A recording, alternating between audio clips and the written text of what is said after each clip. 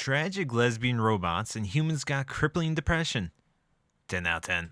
Gay robot cosmic horror Resident Evil Ghost in the Shell Blade Runner Evangelion Silent Hill. Cute robot girl suffers for her waifu. Violence is mandatory. Lesbians You made a promise. have psychic lesbian powers. yearning and melancholy at Fully the end of the automated world. Gay space communism. Suffering edition. Best lesbian story ever told. Sounds about right.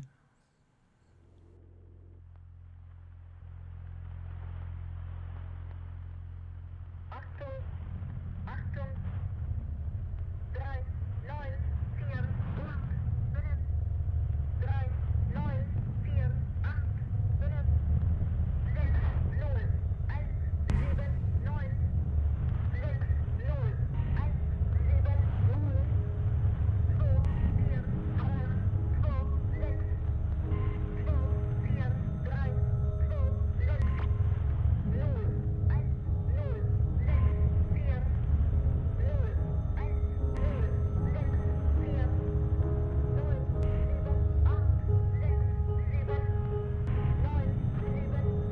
4, 3, 2, 6, 0, 1, 0, 6, 4, 0, 1, 0, 6, 4, Signalis. I was first introduced to this game thanks to a Steam Fest a few months ago. I had a hoot with the demo, and then like fates aligning, it was actually going to be free in the Humble Bundles collection game thing, alongside a couple other games. So yay for me. I'll mark that as a win in the win column.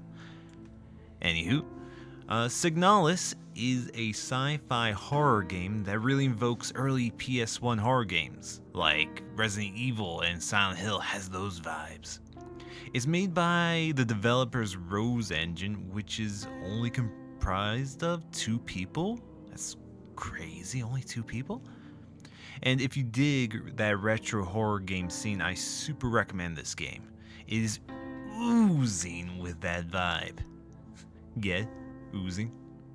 However, warning before you do play this game, much like the old Resident Evil, it has a limited inventory system of only 8 or so slots.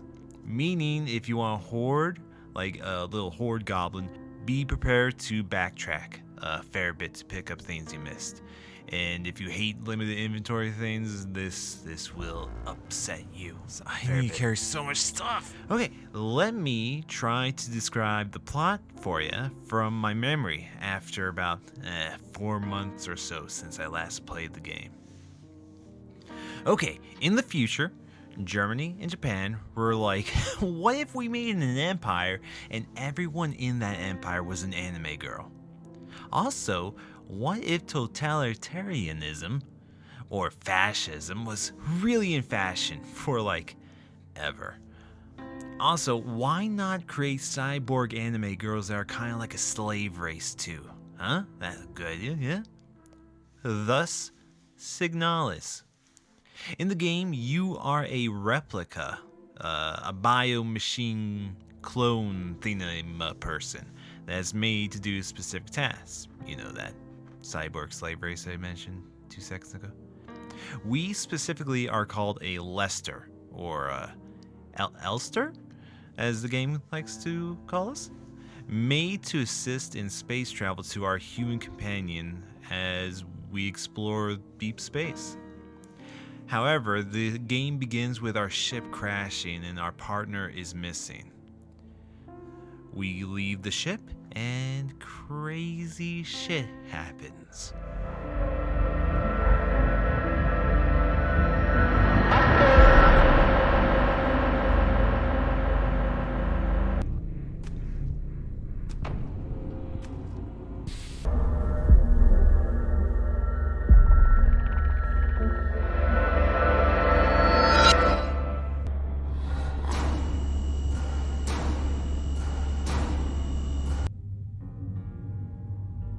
Huh. Huh. Would you look at that? Oh, shit. Spoiler warnings, BT dubs.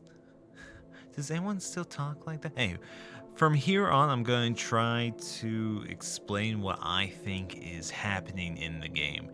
It may not be correct, but it's just my personal understanding, and it makes sense to my mind. So there's this book you can find in the game that's about bioresonance, and in it, it describes a technology the Japan Empire has implemented into their tech. Some humans possess like a natural inclination to this bioresonance thing, and when a replica is made after one of these people, they gain some of those capabilities, I think.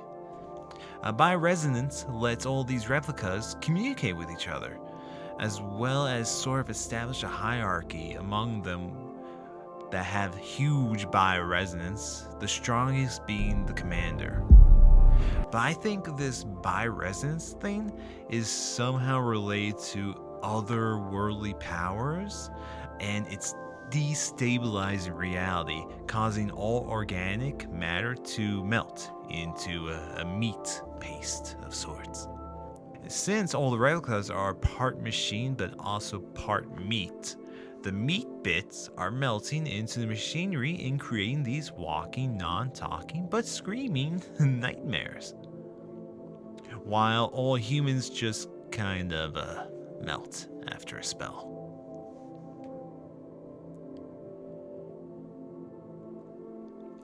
Also, I think our significant other, Arane, the girl we are trying to find, our partner, is super special. Not just because we love her.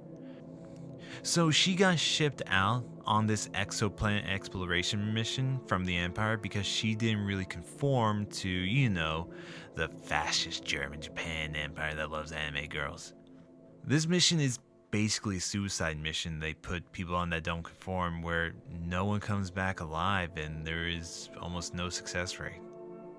Anywho, I think she has super high bioresonance capabilities and is giving us, Elster, strength to move on. I think every time we go through these weird memory bits in the game, it's us living through her memories because of the bioresonance magic. Hoo-ha. It's pretty much magic. Bioresonance is pretty much magic. So yeah, I think that's what's going on in the game. Oh, also there's this one dude that pushed us down an elevator that stabbed us in the eye, but we shot him.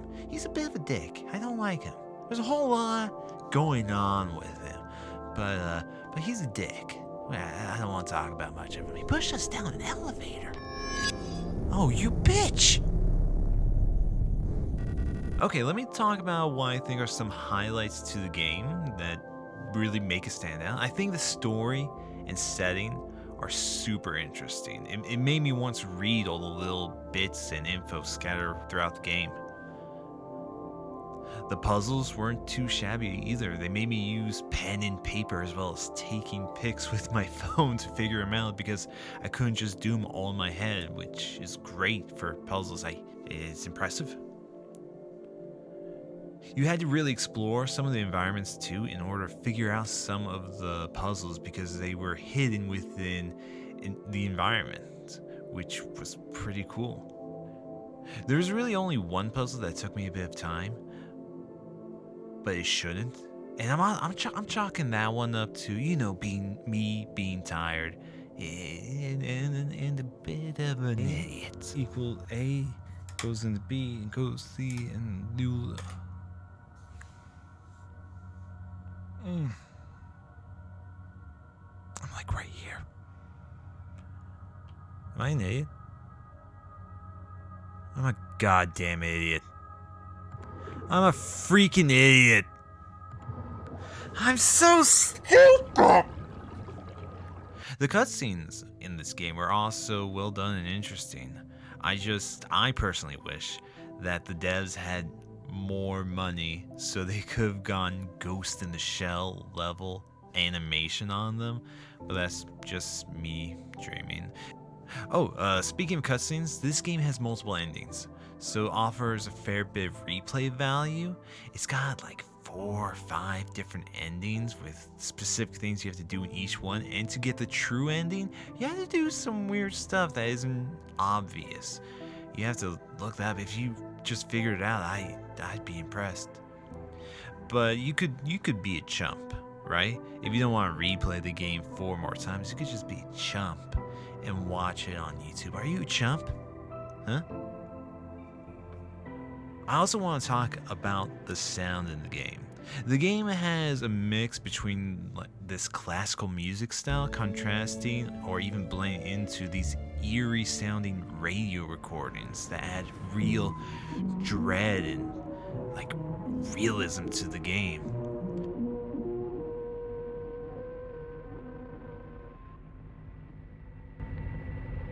Achtung, 0, 3, 2, 4, 6, Trennung 1, 6, 3, 8, 1, 4, 6, Trennung 1. And they do that because I found out through a copyright thingamahoo, fun, that they actually do originate outside the game. They're real.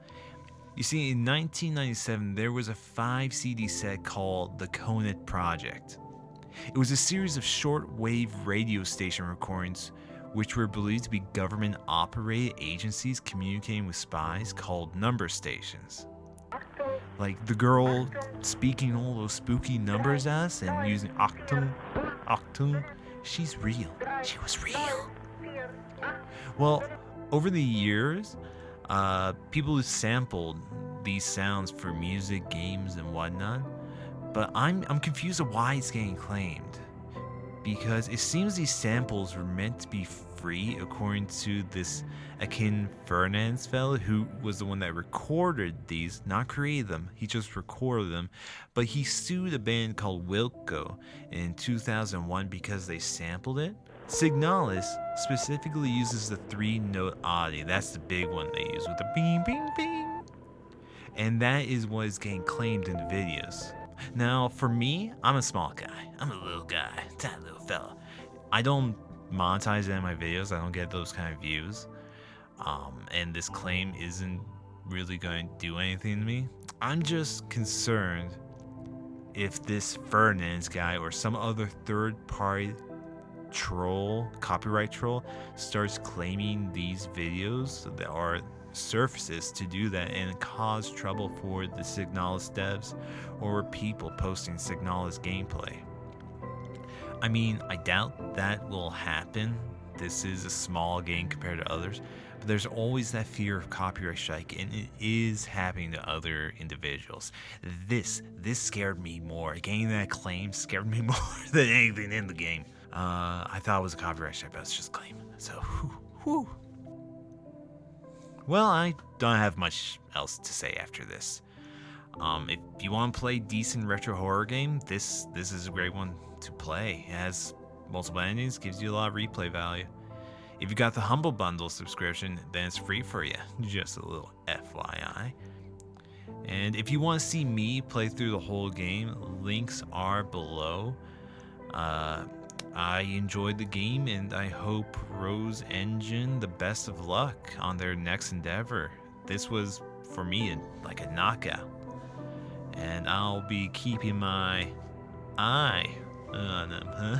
Yeah, because there's an eye in the main menu, and it's pretty cool how it looks. Okay, end of video.